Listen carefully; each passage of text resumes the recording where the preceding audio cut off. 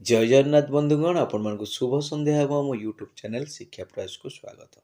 देखि नियंतु प्राथमिक शिक्षक मानकर प्रमोशन को नहीं शिक्षा विभाग गुरुत्वपूर्ण निर्देश आसी आम वीडियो रे डिटेल डिस्कसन करबा।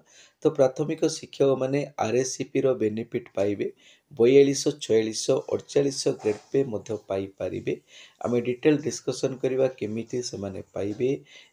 आज लेटर टोटल आम स्टडी करी ताको डिस्कसन करबा। देखो ये शिक्षा प्रयास यूट्यूब चैनल माध्यम रे प्राथमिक शिक्षक हाई स्कूल शिक्षक मानक संपर्कित जहाँ भी डेली लेटर्स आसुची अपडेट्स आसुची ए चैनल माध्यम आम प्रसारण करुचु एवं पिला मानक पई मध्य वीडियोस प्रोवाइड करुचु।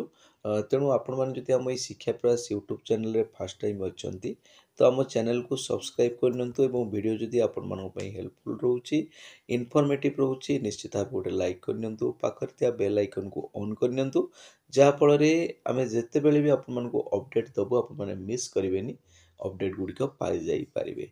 तो चलतु आम गुरुत्वपूर्ण लेटर टी डिस्कसन करबा।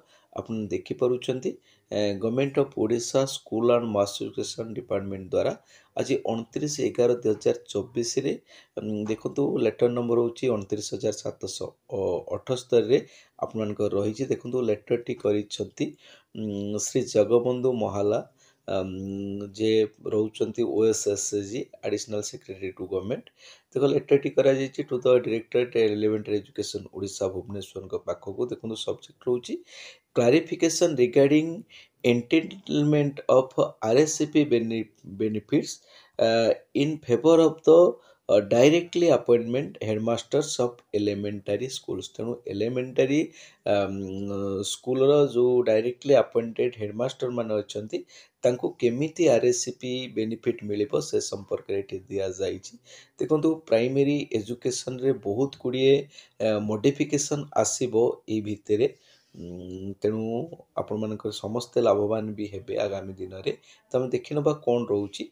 तो in inviting reference to the subject cited above I am to direct to inform you that as per the observation of the finance department the RSCP entitlements of directly appointment headmaster of elementary schools will be as follows।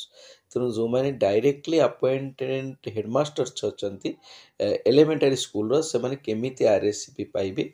तो ये clearly देखंतु यदि entry stage आज HM level 3 तो तांकर grade pay रहियो 42। Fast promotion post ABO किंबा fast RSCP 10 year रे मिलिबो सेटा से 42 रहिबो। सेकेंड आरएससीपी जेतेबेले प्रथम 10 वर्ष रे प्रथम आरएससीपी तापरे 20 वर्ष रे सेकेंड आरएससीपी पाइबे सेथिरे ग्रेड पे हिजिबो 46 एवं थर्ड आरएससीपी 30 वर्ष रहिबो एवं ग्रेड पे रहिबो 48। तेणु एई भली भाबरे जने डायरेक्टली अपॉइंटमेंट लेवल 3 एसएम ई बेनिफिट पाइबो। तो ये क्लीयरली दिया गलानी जो माने एंट्री करेंगे तो से कौन केमी आरएससीपी बेनिफिट मिलिबो पूर्व ऑलरेडी लेटर अच्छी। तो आम देखा परवर्ती समय जहाँ भी अपडेट आसो आम आपदेबू।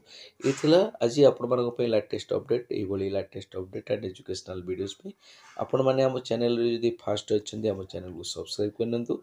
वीडियो जदि हेल्पफुल रोचे इनफॉर्मेटिव रोचे लाइक करनियंतु। रोचे देखा आउ गोटे नुआ वीडियो रे। धन्यवाद। जय जगन्नाथ।